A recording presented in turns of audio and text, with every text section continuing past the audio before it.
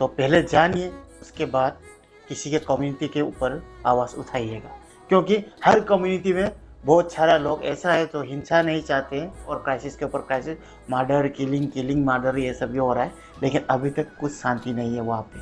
तो आप लोग अगर सोच रहे हैं कि वहाँ पे शांति है, शांति नहीं है, अभी भी वहाँ पे पीस नहीं है, क्योंकि मैं हर रोज़ कांटेक्ट करता हूँ।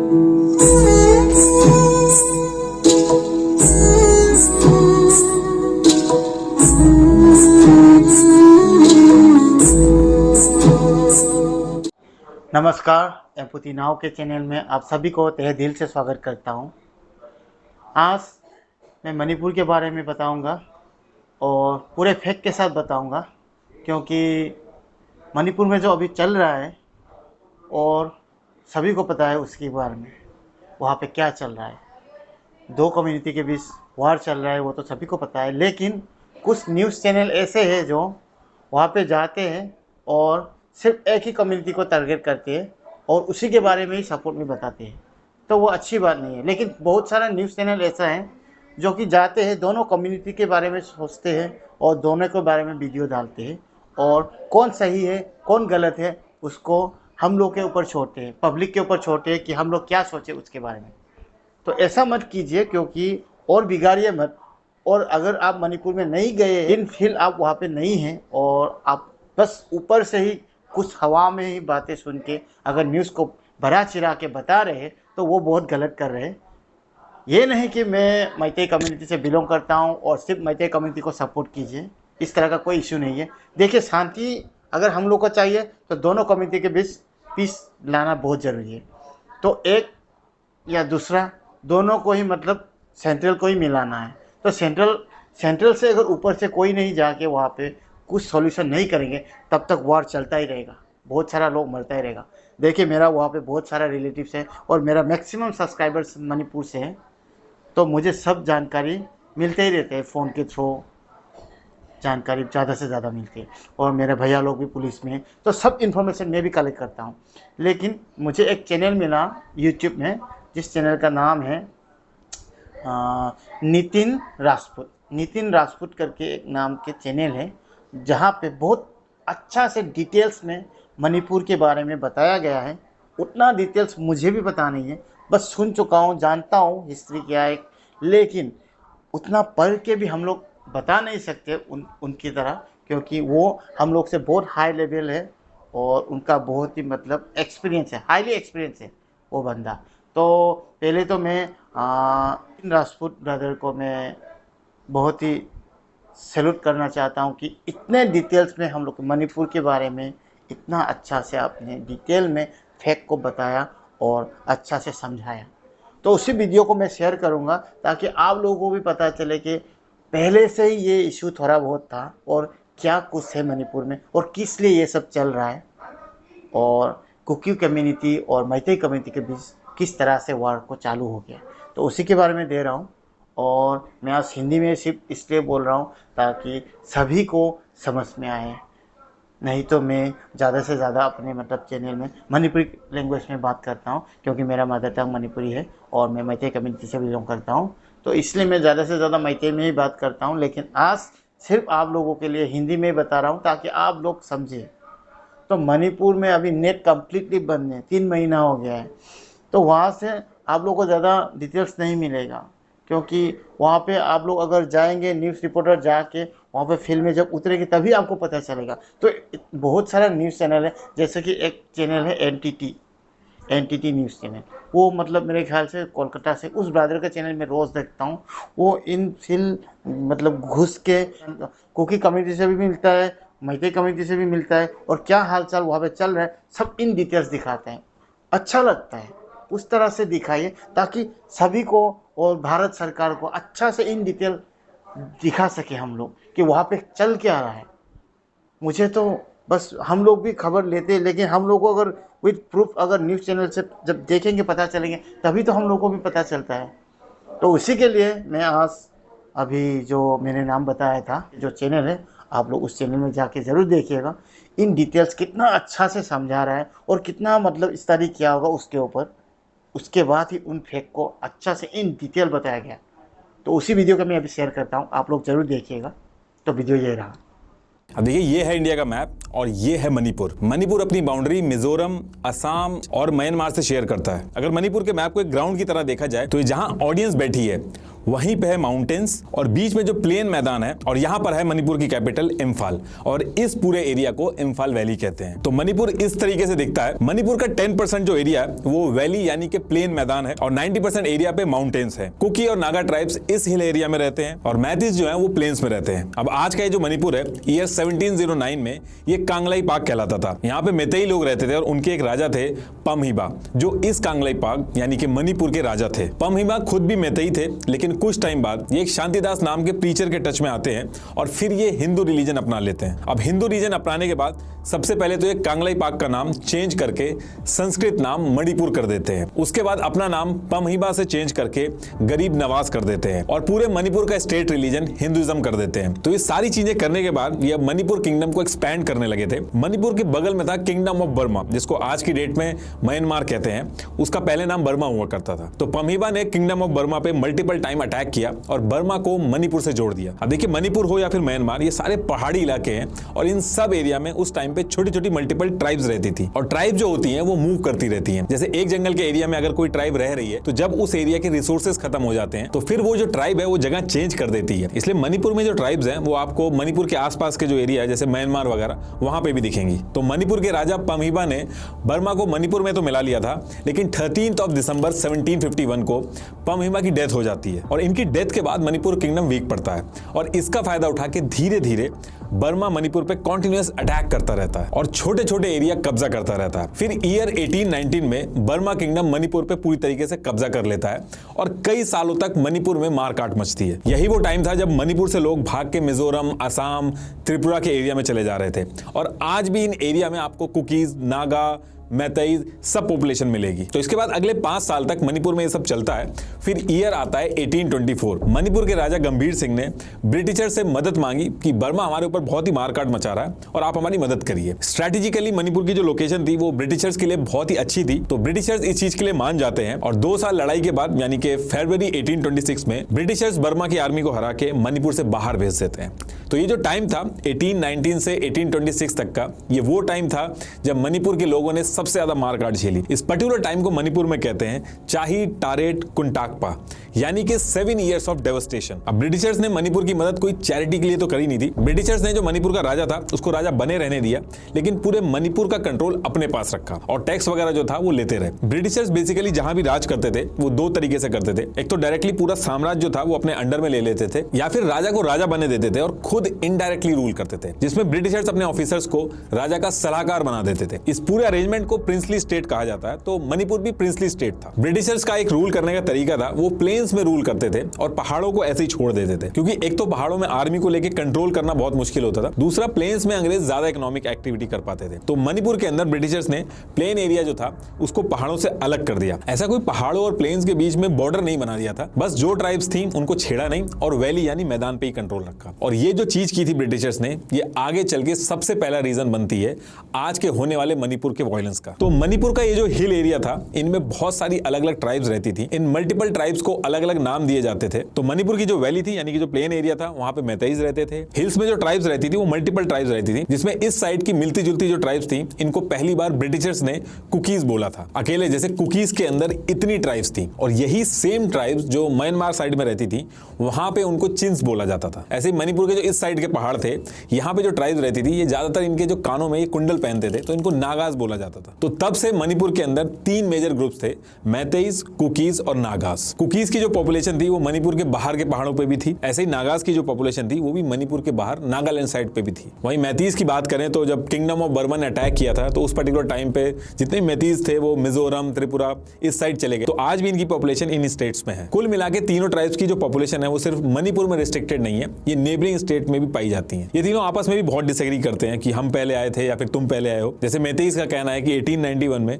ब्रिटिशर्स ने पहाड़ों और प्लेन्स को बस रूल करने के लिए एक आर्टिफिशियल तरीके से अलग कर दिया था, वरना चाहे मणिपुर के हिल्स हो और प्लेन्स हो, दोनों हमारे एंसेस्टर्स का है। और मेतेईस कुकीज के लिए कहते हैं कि ये 18th और 19th सेंचुरी में म्यांमार से आए थे। ऐसे ही कुकीज कहते हैं ये पूरा जो रेड है ये एरिया हमारा है, यहाँ पे हमारी ट्राइब्स है और यहाँ पे हम बहुत ही पहले से रह रहे हैं। ऐसे ही नागास का कहना है कि जो ऑरेंज वाला एरिया है यहाँ पे हमारी ट्राइब्स बहुत पहले से रहती है, तो ये एरिया हमारा है। लेकिन एक्चुअल हिस्ट्री का कोई प्रूफ नहीं है, बस कुछ इवेंट्स के बेसिस पे अजम्पशंस लगाए जाते हैं। अब होता क्या है कि ईयर 1914 में फर्स्ट वर्ल्ड वॉर शुरू होता है और ब्रिटिशर्स मणिपुर से करीब 2000 सोल्जर्स लेके जाते हैं उनकी तरफ से लड़ने के लिए। ब्रिटिशर्स ने कुकीज को भी ले जाने के लिए ट्राई किया क्योंकि ये लड़ने में काफी माहिर थे, लेकिन कुकीज ने ब्रिटिशर्स के साथ जाके लड़ाई करने के लिए साफ मना कर दिया और इसकी वजह से ब्रिटिशर्स काफी नाखुश थे इनसे और इनके ऊपर अटैक भी कर दिया, यानी कि कुकीज के ऊपर अटैक कर दिया। ये लड़ाई काफी दिनों तक चलती है और कुकीज ने भी काफी नुकसान किया ब्रिटिशर्स का, लेकिन ब्रिटिशर्स कुकीज को हरा देते हैं। इस लड़ाई को एंग्लो कुकी वॉर भी कहा जाता है। जैसे जैसे ब्रिटिशर्स कुकीज से जीत तो गए थे, लेकिन कुकीज को कंट्रोल करना भी आसान नहीं था और ब्रिटिशर्स ने कुकीज से डील करने के लिए इनको सोशली इंक्लूड करना शुरू किया ताकि इनको कंट्रोल करने में आसानी हो। तो ब्रिटिशर्स ने एक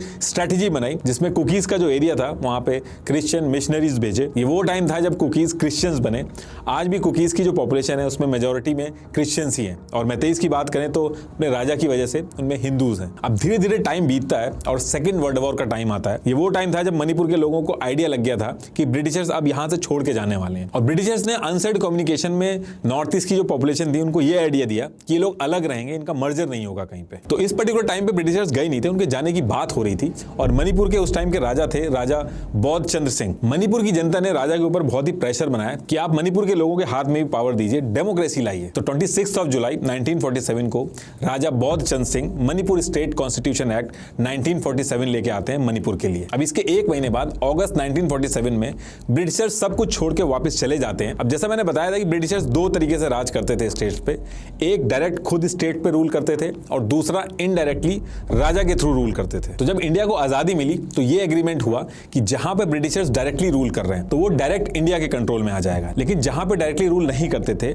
यानी कि राजा के थ्रू रूल करते थे जिसको प्रिंसली स्टेट कहते हैं, वहां पे इंस्ट्रूमेंट ऑफ एक्सेशन साइन होगा जिसमें जो स्टेट होगी वो खुद रन करेगी, बस डिफेंस, एक्सटर्नल अफेयर और कम्युनिकेशन जो होगा वो इंडिया देखेगा। तो मणिपुर भी प्रिंसली स्टेट था तो यहां भी इंस्ट्रूमेंट ऑफ एक्सेशन साइन किया गया, ये उसकी कॉपी है। ये साइन करने के बाद मणिपुर का डिफेंस, एक्सटर्नल अफेयर और कम्युनिकेशन सब इंडिया के कंट्रोल में आ गया। ये एग्रीमेंट साइन होने के बाद राजा ने जो मणिपुर स्टेट कॉन्स्टिट्यूशन एक्ट 1947 ये जो लेके आए थे इसको इंडिया ने मानने से मना कर दिया। एक्चुअली मणिपुर स्ट्रेटेजिकली बहुत ही इंपॉर्टेंट लोकेशन थी इंडिया के लिए। जिस तरीके से बाहर की कंट्रीज का इन्वॉल्वमेंट हो रहा था और मणिपुर का जो एडमिनिस्ट्रेशन था वो बहुत कमजोर था, उससे इंडिया के अंदर दिक्कतें बढ़ सकती थी। इसलिए 1949 में जब मणिपुर के राजा बौद्ध चंद्र सिंह किसी काम से शिलोंग आए थे तो इंडियन गवर्नमेंट ने इनको हाउस अरेस्ट में डाल दिया और फिर उनको तभी छोड़ा जब उन्होंने इंडिया के साथ मर्जर एग्रीमेंट साइन किया, मतलब कि इंडिया के साथ जुड़ने का एक एग्रीमेंट साइन कर दिया। ये उस मर्जर एग्रीमेंट की कॉपी है और ये उस पर्टिकुलर टाइम का आर्टिकल है। 21 सितंबर 1949 को इस एग्रीमेंट पे साइन हुआ और 15 अक्टूबर 1949 को ये इंप्लीमेंट हो गया और यही वो टाइम था जिसका हवाला देके आज भी मेतेईस कहते थे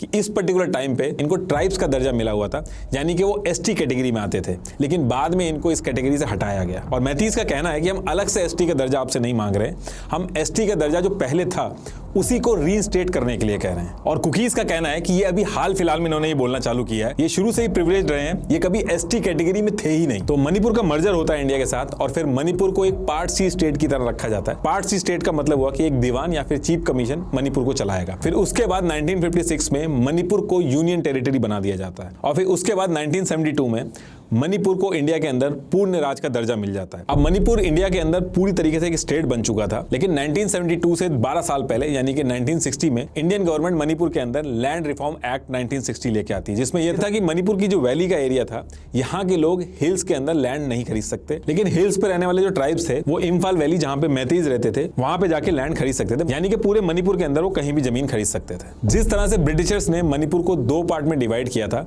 हिल्स और वैली में, तो इंडिया ने मणिपुर को जोड़ने के बाद मणिपुर को उसी तरीके से ट्रीट किया, हिल्स और वैली को अलग अलग तरीके से गवर्न किया। तो सबसे पहली चीज इंडिया लेके आया लैंड रिफॉर्म एक्ट मणिपुर के अंदर। इसके बाद दूसरी चीज ये हुई कि इंडिया के कॉन्स्टिट्यूशन के आर्टिकल 342 के हिसाब से इंडिया के अंदर कौन एसटी होगा और कौन एसटी नहीं होगा ये प्रेसिडेंट के एक नोटिफिकेशन से डिसाइड होगा। तो किसको एसटी की लिस्ट में रखा जाएगा, किसको निकाला जाएगा, इसके लिए 1965 में एक लॉकर कमेटी बनाई गई। इस कमेटी के हिसाब से 5 चीजें डिसाइड करेंगे कि इंडिया के अंदर कौन एसटी होगा और कौन नहीं होगा। ये 5 क्राइटेरिया दिए थे primitiveness, distinctiveness, isolation, inhabitation and backwardness. Lokur committee ने किसको रखा और किसको निकाला, इसका लिंक मैंने डिस्क्रिप्शन में दे दिया। इसमें कोई भी चीज मैं अपनी तरफ से ऐड नहीं करूंगा, हर चीज का लिंक मैंने डिस्क्रिप्शन में दे दिया, आप लोग एक बार वेरीफाई जरूर कर लेना। लोगुर कमेटी की रिपोर्ट में पेज नंबर 26 पे एसटी से निकालने के रीजन दिए और पेज नंबर 24 पे जिनको इंक्लूड किया उनके रीजन दिए। तो इसके बाद कुकीज जो हिल्स में रहते थे वो एसटी कैटेगरी में ही रहते हैं और मेथीज को एससी और ओबीसी की कैटेगरी में रखा गया, लेकिन एसटी में नहीं रखा गया। इसी तरीके से नागाज को भी एसटी कैटेगरी में रखा गया। अब देखिए, जब मणिपुर का मर्जर हुआ था इंडिया के साथ, तो मणिपुर के अंदर कुछ ऐसे इंसर्जेंट ग्रुप बने जो इंडिया के खिलाफ थे, उनके खिलाफ हथियार उठा लिए थे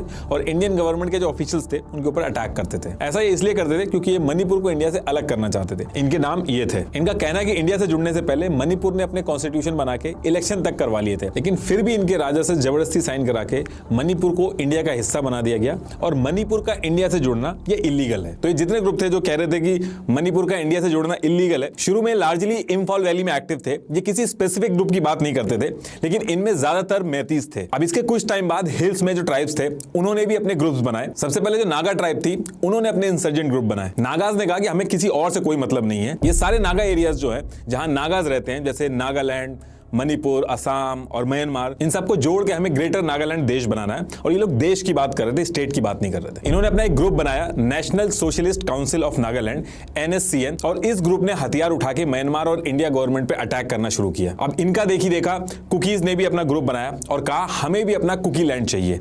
लेकिन कुकीज ने कहा कि हमें अलग देश नहीं चाहिए, हमें इंडिया के अंदर अलग स्टेट मिल जाए जिसमें सारी कुकी ट्राइब्स हैं जो मेजोरिटी में है। लेकिन धीरे धीरे ये आपस में भी लड़ने लगे, क्योंकि कुकीज अपना अलग से कुकीज होमलैंड मांगते हैं।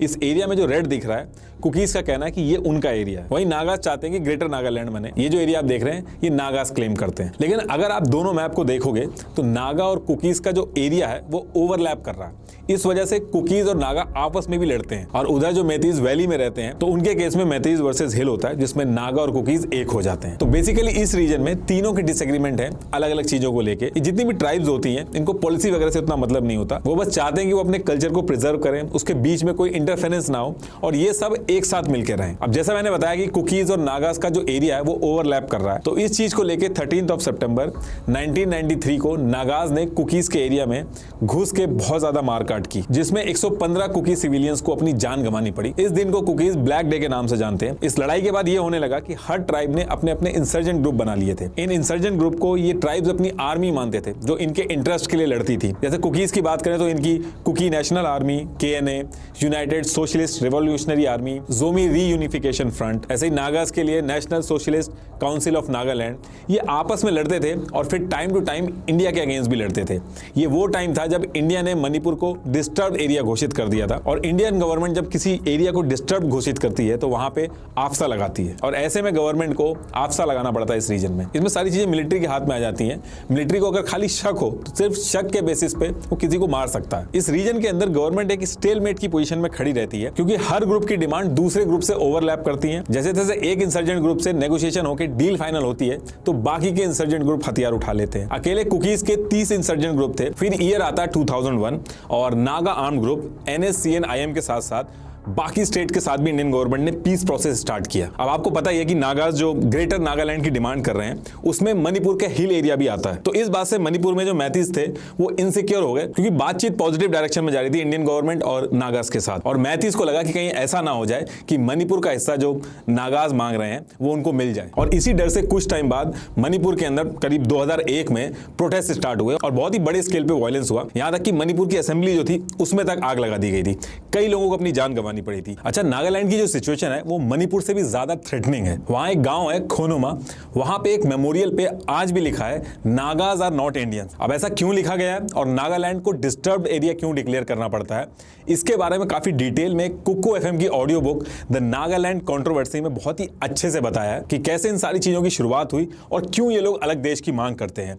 आप कुक्कू FM पर जरूर सुनिएगा इसको। कुक्कू FM इंडिया का one of the best audio learning platform है, जहां पे आप 10,000 से ज्यादा ऑडियो बुक अपने निश के हिसाब से सुन सकते हैं। और मेरी ऑडियंस मेरा कूपन कोड NR50 यूज करके फर्स्ट मंथ सब्सक्रिप्शन पे 50% डिस्काउंट ले सकती है। डाउनलोड करने के लिए इस QR कोड को स्कैन कर सकते हैं और पिन कमेंट में जाके लिंक से डाउनलोड कर सकते हैं। तो टॉपिक पे वापस आते हैं। और इस इंसिडेंट के बाद मैतीज और ट्राइबल्स जो थे उनके बीच में कंफ्लिक्ट जो था वो और बढ़ गया, क्योंकि मैतीज कहने लगे कि मणिपुर में पॉपुलेशन चेंज हो रहा है और ट्राइबल एरियाज में पॉपुलेशन एकदम से बढ़ रही है। और इसके साथ साथ म्यांमार से कुकीज लोग जो हैं वो भी इंडिया में आके बस रहे हैं। इसके साथ साथ कुकी ग्रुप जो थे वो भी एक्टिवेट हो गए। उन्होंने भी कहा कि उनको एक ऑटोनॉमस स्टेट चाहिए और उसकी मांग बहुत तेज हो गई। देखिए, नॉर्थ ईस्टर्न स्टेट में ये जो अलग अलग ग्रुप्स हैं इनसे डील करने में गवर्नमेंट को दिक्कत ये आती है कि अगर किसी एक ग्रुप से गवर्नमेंट बात करके कोई सोल्यूशन निकाल लेती है तो बाकी स्टेट्स में जो ग्रुप है उनको लगता है कि हम भी परेशान करके अपनी बात मनवा लेंगे। तो जब भी एक ग्रुप से पीस टॉक होती है तो बाकी रीजन में और इनस्टेबिलिटी आ जाती है। इसलिए कोई भी गवर्नमेंट आती है तो इस पे जो डिसीजन लेना होता है उसको टालती रहती है। 2008 में मनमोहन सिंह जी की गवर्नमेंट ने मणिपुर में कुकीज के ग्रुप्स को बातचीत के लिए रेडी कर लिया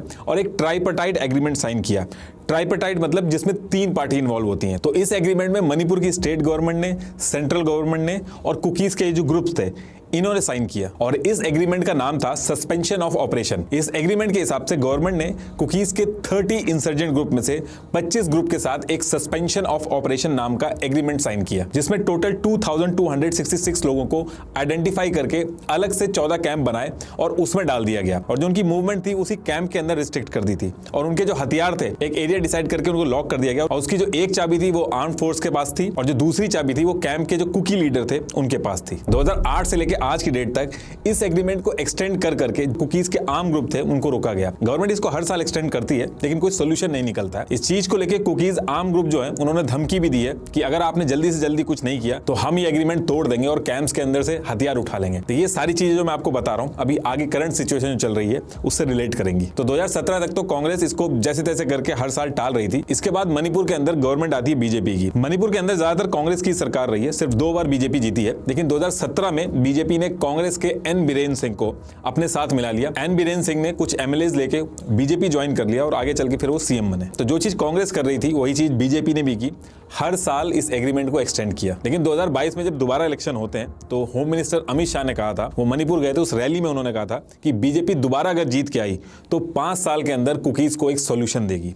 और उस टाइम पे कुकीज और मैतीज दोनों ने वोट किया बीजेपी को और बीजेपी जीती भी और एन बीरेन सिंह सीएम बनते हैं। अब क्योंकि मणिपुर में मैतीज पॉपुलेशन ज्यादा है, 53% है और हिल्स के लोग हैं वो कम है इनके कंपैरेटिवली, और चीफ मिनिस्टर बीरेन सिंह खुद भी मैतीज हैं, तो इनके ऊपर टाइम टू टाइम आरोप लगते रहते हैं कि ये मैतीज को सपोर्ट करते हैं। एन बीरेन सिंह जो चीफ मिनिस्टर है उन्होंने कई बार ये मुद्दा उठाया है कि इलीगल तरीके से मणिपुर के अंदर म्यांमार से लोग आ रहे हैं। इनका कहना है कि म्यांमार, थाईलैंड, लाओस और चाइना का एक एरिया है जिसको गोल्डन ट्रायंगल कहा जाता है, यहाँ पे ड्रग्स का कारोबार बहुत ज्यादा होता है। और मणिपुर के जो हिल्स एरिया है, स्पेशली रिजर्व फॉरेस्ट, यहाँ पे अफीम की खेती की जाती है और ये जो गोल्डन ट्रायंगल वाला एरिया है जहाँ पे ड्रग्स बहुत चलते हैं, यहाँ पे सप्लाई करा जाता है। और इसकी वजह से मणिपुर के जो हिल्स एरिया है, स्पेशली रिजर्व फॉरेस्ट, यहाँ पे कई सारे खतरनाक ग्रुप्स आके इलीगल बिजनेस कर रहे हैं। मणिपुर की गवर्नमेंट ने यह भी कहा है कि मणिपुर के अंदर एबनॉर्मल तरीके से पॉपुलेशन बढ़ रही है। अगर आप ऑल ओवर इंडिया की बात करो तो पॉपुलेशन ग्रोथ रेट 24.66% है। वहीं मणिपुर की बात करें तो वहां का जो पॉपुलेशन ग्रोथ रेट है वो 32.46 है और हिल एरिया में जाएं तो वहां पे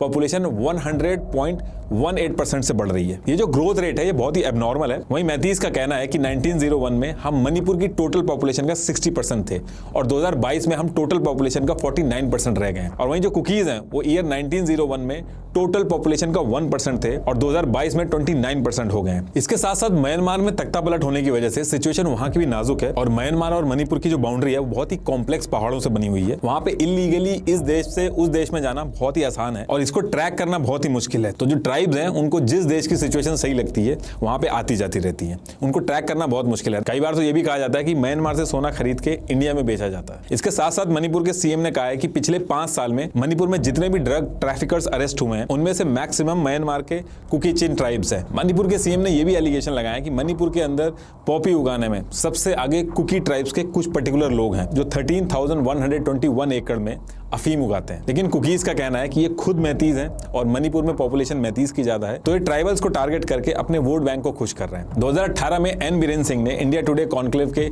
एक इंटरव्यू में यह कहा था कि मणिपुर में एक भी आदमी ऐसा नहीं है जो इलीगल इमिग्रेंट है। Illegal importers right now there is no one, right? Because we have already sacking and verifying has already started.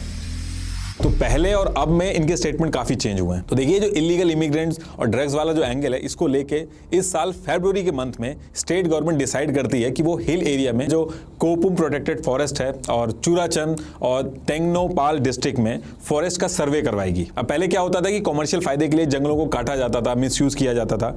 तो provision of section 29 of the Indian forest act 1927 के तहत स्टेट गवर्नमेंट के property rights होते हैं reserve forest के ऊपर। वहां कोई रह नहीं सकता और उन रिसोर्सेज को यूज नहीं कर सकता। और इसी चीज का हवाला देके गवर्नमेंट ने सर्वे स्टार्ट किया। फॉरेस्ट डिपार्टमेंट के लोग जब यहां पहुंचते हैं तो जोमी स्टूडेंट्स फेडरेशन ये लोग उनको भगा देते हैं। उन्होंने कहा कि फॉरेस्ट डिपार्टमेंट के ये लोग आए थे, उनके पास कोई वैलिड डॉक्यूमेंट नहीं थे, हमें कोई प्रायर नोटिस तक नहीं दिया गया था। और दूसरी चीज उन्होंने ये कही कि मणिपुर के जो हिल एरियाज हैं इसको आर्टिकल 371C के तहत एक स्पेशल स्टेटस मिला है। इस आर्टिकल के हिसाब से मणिपुर का जो हिल एरिया है, उस हिल एरिया के स्पेसिफिक एमएलए जो हैं, जो उस एरिया से जीत के आए हैं, वो एक कमेटी बनाएंगे और वही टेक केयर करेंगे वहां के वाटर, लैंड और फॉरेस्ट कल्टीवेशन को। और इस पर्टिकुलर आर्टिकल के बारे में डिस्कशन करके कुकीज ने यह कहा कि गवर्नमेंट हमारे खिलाफ इलीगल एक्टिविटी कर रही है। लेकिन इसके बाद भी गवर्नमेंट रुकती नहीं है, वहां पे इवेक्शन ड्राइव स्टार्ट कर दी जाती है और जो घर वगैरह होते हैं उनको तोड़ दिया जाता है। लोगों ने काफी विरोध किया और कहा गया कि 200 से ज्यादा लोग जो हैं वो होमलेस हो गए थे।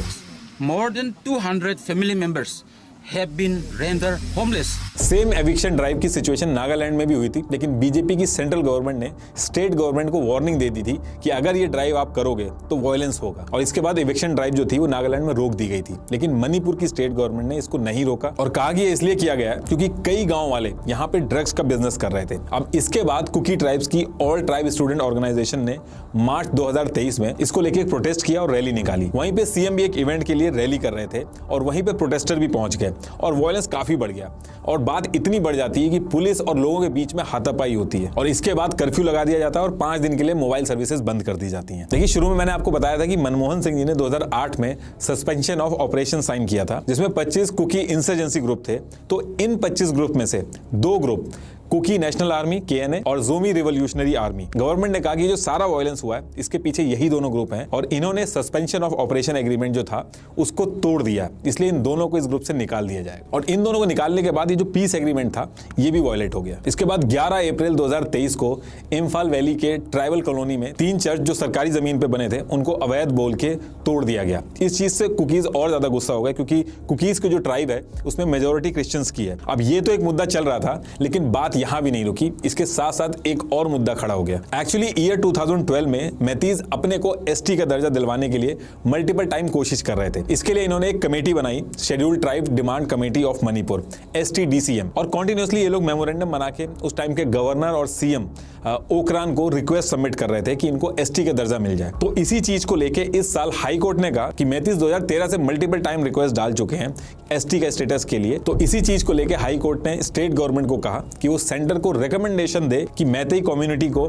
ST की लिस्ट में रखना है या फिर नहीं रखना है, और इस पे 4 वीक में फैसला दे। और हाई कोर्ट के इस फैसले से मैतेई और कुकीज के बीच में जो पुरानी दरारें थी वो खुल जाती हैं। देखिए मैतेईज का कहना है कि हम जो वैली में रह रहे हैं ये पूरे मणिपुर का 10% एरिया है और पॉपुलेशन इनकी 53% है, यानी कि ज्यादा है। ये जो 10% वैली का एरिया है यहाँ पे मैतेईज भी रहते हैं, गोरखा भी रहते हैं, मुस्लिम्स भी रहते हैं, कुकीज भी हैं, उनकी भी कुछ पॉपुलेशन यहाँ पे रहती है। अब कुकीज जो हैं वो पूरे मणिपुर में कहीं भी जमीन खरीद सकते हैं, लेकिन मैतीज नहीं खरीद सकते। मैतीज खाली वैली में ही जाके सिमट गए। उन्होंने ये भी कहा कि इंडिया के किसी भी कोने से ट्राइबल्स आके मणिपुर के हिल्स में जमीन खरीद सकते हैं, लेकिन वो खुद अपने एंसेस्टर के लैंड पे जमीन नहीं खरीद सकते हैं। एक्चुअली इंडिया के अंदर prevention of atrocity amendment act 1989 के तहत ST कम्युनिटी से कोई भी नॉन ST जमीन नहीं खरीद सकता। मतलब कि मणिपुर के बाहर के जितने भी ट्राइब्स हैं वो मणिपुर में आके जमीन खरीद सकते हैं। मैतीज टाइम टू टाइम डेटा भी शेयर करते हैं कि 1901 में हम मणिपुर की टोटल पॉपुलेशन का 60% थे और ईयर 2022 में हम लोग टोटल पॉपुलेशन का 49% रह गए हैं। वहीं कुकीज जो थे वो ईयर 1901 में 1% थे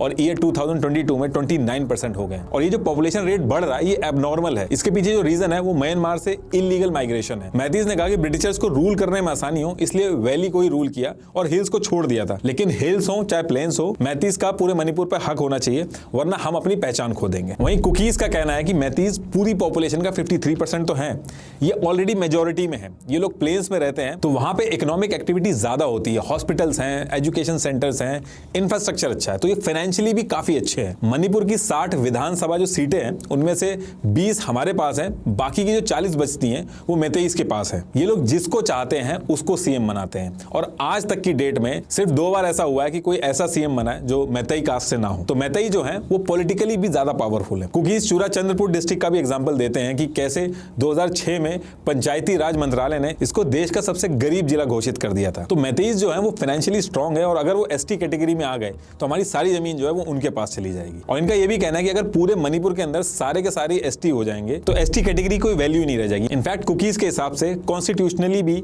लोकूर कमेटी के हिसाब से मैतीज एसटी का जो क्राइटेरिया है उसमें फिट ही नहीं बैठते। देखिए जिस तरीके से मैतीज एसटी कैटेगरी के लिए लड़ रहे हैं वैसे ही कुकीज भी कई सालों से अपने हक के लिए लड़ रहे हैं। इंडिया के कानून में 6th शेड्यूल है, इसके हिसाब से इंडिया के अंदर हिल्स पे जो ट्राइब्स रहती हैं वो वहां पे अपना एक ऑटोनॉमस डिस्ट्रिक्ट काउंसिल बना सकती हैं। मतलब कि वो अपने एरिया में जहां वो ट्राइब रहता है वहां पे land, cultivation, inheritance, forest, custom, tradition, इन सब से रिलेटेड वो खुद रूल बना सकती है, उसमें कोई बाहर वाला इंटरफेयर नहीं कर सकता। अब असम, मिजोरम, मेघालय और त्रिपुरा वाले हिल एरिया में तो ये लागू हो गया, लेकिन मणिपुर के जो ट्राइब्स हैं उनको 6th शेड्यूल से बाहर रखा गया। तो इस चीज को लेके मणिपुर हिल्स के जो ट्राइब्स हैं उन्होंने काफी लड़ाई लड़ी कि इनको भी 6th शेड्यूल में डाला जाए। इनफैक्ट अगस्त 2021 में मणिपुर के हिल साइड ट्राइब्स के जितने भी 20 एमएलए थे उन्होंने कहा कि हमें 6th शेड्यूल में नहीं रखा गया है। तो इन्होंने क्या किया कि खुद से एक बिल बनाया जिसका नाम था मणिपुर एडीसी बिल 2021। इसमें जो इनके हिल एरिया कमेटी, HAC और ADC को ज्यादा पावर देने की बात करी गई ताकि अपने ट्राइब से रिलेटेड जितने भी डिसीजन हो ये लोग खुद ले सकें। इसको इन्होंने स्टेट गवर्नमेंट को भी भेजा और स्टेट गवर्नमेंट ने इसको पूरी तरीके से इग्नोर कर दिया। तो कुकीज का कहना है कि एक तो हमें 6th शेड्यूल से बाहर रखा गया, दूसरा हमने जो बिल बनाया उसको पूरी तरीके से इग्नोर कर दिया गया और अब मैतीज को एसटी कैटेगरी में डालने की बात की जा रही है। तो इसलिए जब हाई कोर्ट का इस तरीके का ऑर्डर आया तो पूरे एरिया के अंदर हल्ला मचने लगा और गवर्नमेंट भी इस पे फंस गई। अगर मैतीज को एसटी का दर्जा मिल गया तो मणिपुर के अंदर तो इनको फायदा मिलेगा क्योंकि मैतीज ज्यादा है मणिपुर में, लेकिन बाकी आसपास के जो पहाड़ हैं, स्टेट्स हैं और इंडिया की जो ट्राइबल पॉपुलेशन है तो उनको गवर्नमेंट नाखुश नहीं करना चाहती क्योंकि 2024 में चुनाव है। तो जो हर बार होता है वही यहां भी हुआ, डिसीजन ही नहीं लिया गया।